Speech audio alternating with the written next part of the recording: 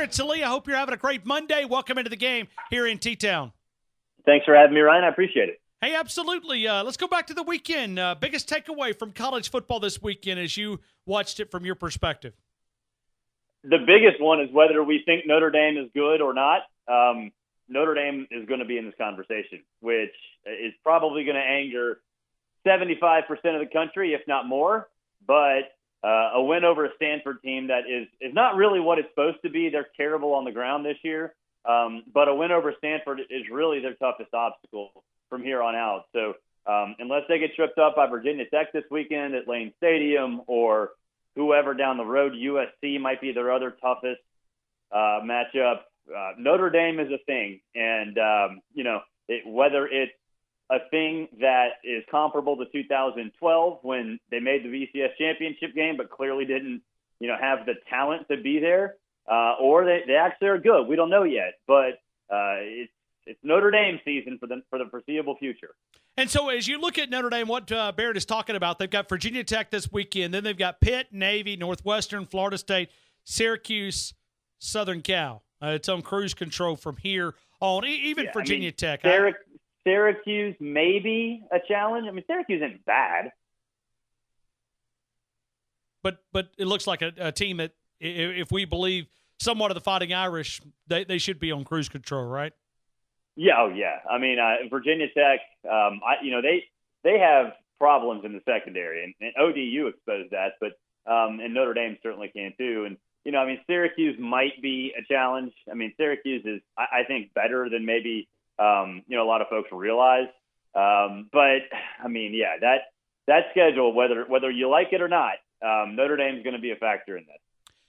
Let's go to Ohio State, Penn State. Your biggest takeaway from that game? That both of those teams are really good.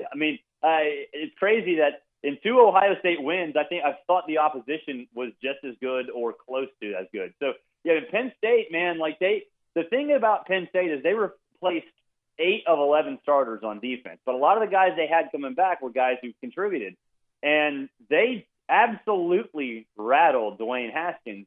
Dwayne's credit, he got his mind right and won the game in the fourth quarter with a couple of key passes. But Ohio State is, they're in this, right? We all knew that they were in this, and I picked Penn State to go to the playoff preseason. It wouldn't surprise me at all if you get to late November, early December, and you're talking about both of those teams perhaps making the playoff. I think both of them are championship caliber teams. But there's only 4 spots. You think the SEC is going to have one, right, at least, if not 2?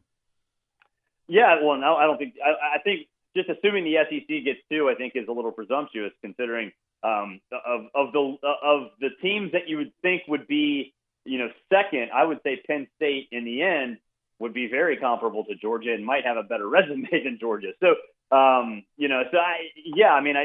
it could happen. And now I know that you have to worry about landscape and everything, and that's all, you can't assume anything. But as we saw last year with Alabama, landscapes can open doors, right? The changing landscape of the college football season and any particular season can open doors. And it did for Alabama last year, because I think we'd all agree if it was like the first 3 years of the playoff in terms of how, the landscape of the sport, sort of worked itself out, Alabama wouldn't have got in. It worked out for Alabama last year. The door opened. And if the door opens, Penn State's going to be one of those qualified teams saying, hello, let us in. We are trying to make a case for Kentucky. After Saturday, are you buying them? Are you buying stock in the 13th ranked Kentucky Wildcats? Well, do you know the 3 teams in college football that have won every game by double digits? I'm assuming one Alabama. Of those. Sure. Okay. Georgia. Okay. And Kentucky. So I'm buying them in the sense that I think they're very good. And that they are Georgia's primary threat. They're banged up this week, and they're going to Texas A&M, which I think is a really sketchy place, especially for a team like Kentucky. That in Lexington they're fine, but you're talking about Kyle Field, and whether Texas A&M is great or good or average, it's still a hard place to play. So this is a tough game for them, especially considering They're coming off back-to-back big wins, and they're coming off back-to-back wins that kind of cost them in terms of depth with injuries. But if those injuries aren't serious, yeah, Kentucky's good. They can run the ball. They're stout on both lines of scrimmage. And the thing with Kentucky, and this is, I think, why they are where they are right now, with teams that are developmental programs, that you have to have guys in the system for a while. You get years where it clicks, and the reason it clicks is because you've got adults playing offensive and defensive line. Kentucky's got redshirt juniors and redshirt seniors playing offensive line. It's the same thing with BYU. When kids go out on mission trips, they come back and they're 24 and 25 years old and married. That's why it makes them sometimes hard to move off the football, because they're adults. And that's where Kentucky is right now. So I'm buying them.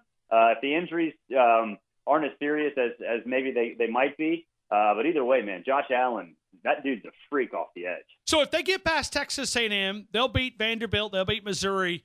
I mean, look at there. We're putting automatic wins on Kentucky. Can they play with Georgia, in your opinion? They can play with Georgia. I don't know if they can beat Georgia. They can play with Georgia, and that game's November 3rd in Lexington. So, yeah, they can definitely play with the Bulldogs.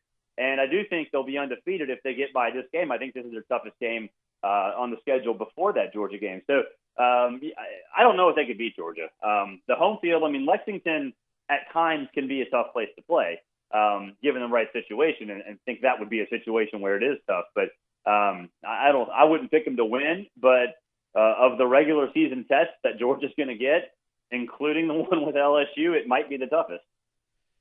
The first 90 minutes of our program, we've taken a lot of phone calls with people that are concerned about Tua's stats of not winning the Heisman Trophy, okay? I kid you not. I mean, listen, we've complained about the concession stand workers. I mean, we've listen, we do the good, the bad, the ugly every Monday, okay? Right. We have really concerns about these stats that Tua's not been able to put up. As a guy that participates in the Heisman Trophy, help me out. I mean, do you look at just stats alone, or do you look at the best player in college football? And Tua certainly is that. Well, I mean, me personally, I kind of break it down into three equal parts. The value to your team, meaning how important are you to your team in relation to what your replacement would do, and then your video game stats or just pure output, and then what you do for your team in order to lead them to their ultimate goal. And so Tua's not going to have the stats. I don't even know if he really is in terms of how I vote, the value to the team is great, but it only makes it that much better than it already was. And it was obviously championship caliber with Jalen Hurts too. But I think when it comes to the Heisman, Tua's kind of a different animal, right? Like, he had the hype coming in. He's exceeded the hype, which seemed impossible. And, even though the stats aren't there, I think most people that are voters, and I am one, and I would do this, would kind of view Tua on like a curve in class. You know what the stats are, and they're going to pale in comparison to Kyler Murray and other folks, and Will Grier, whoever, because he only plays half a football game. But I think a lot of people would look at that and understand that and sort of judge his season, or at least the statistical part of it, on a curve.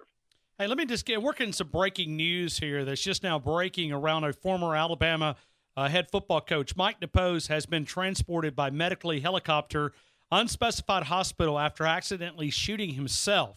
Looks what? like, yeah, I'm just now reading it literally. I mean, as we're talking, I mean, Barrett, it's like for years, man, news breaks during your segment. I know, right? Mike DuBose, according to multiple reports, it looks like it's an accidental shooting of himself.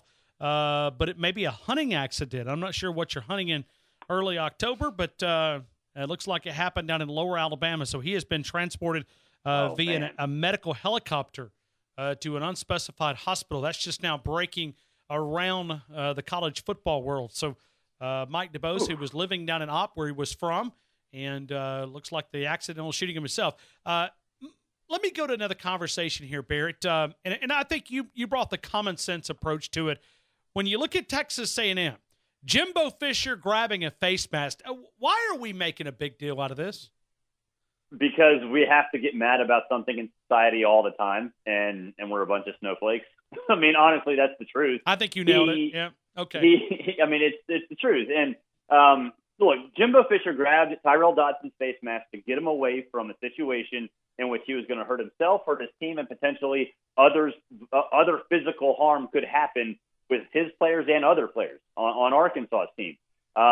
So this idea that this is abuse or this is, a physical act and an act of violence, those people just flat out refuse to acknowledge or don't want to acknowledge the context in which this happened.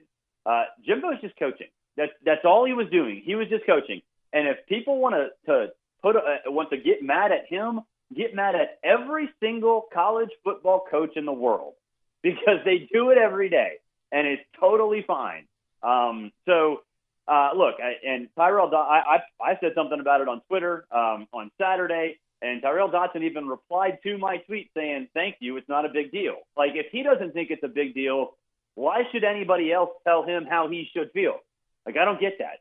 Well, and I asked the question, if Nick Saban spanks A.J. McCarron in 2018, right, what's our reaction?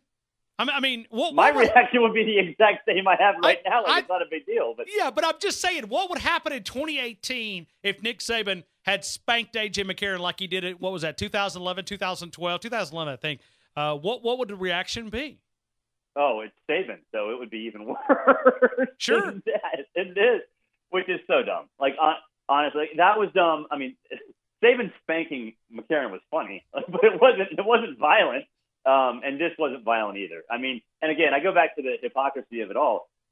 People saying this is abuse or an act of physical violence just flat out refuse or don't want to put it in proper context and understand that if Jimbo didn't do that, Dodson could have cost his team 15 yards. He could have gotten other people hurt, and other people could have hurt him.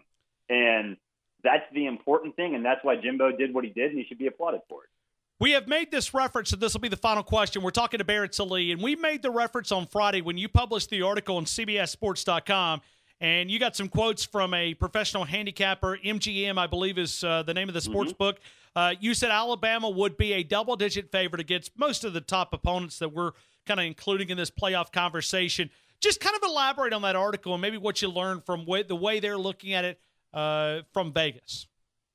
Yeah, I talked to Jeff in Vegas, and really those were on a neutral site, and they were 10-point favorites over Ohio State, 10 over Georgia. I think it was 11 or 12 over Clemson. That was pre-Trevor Lawrence injury, and then it was down to like 16 or 17 and beyond for everybody else, every one of the other top contenders. And so they just said, hey, look, Bama can turn it on when they want. They can turn it off when they want.